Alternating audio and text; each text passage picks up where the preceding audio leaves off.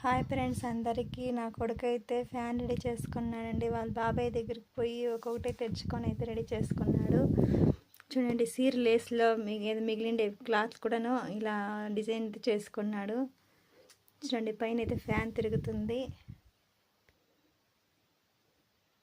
చూడండి, 2 లైట్లు అయితే వేసుకున్నాడు. ఫ్యాన్ అయితే ఇప్పుడు ఆఫ్లో ఉంది. ఆన్ చేయండి.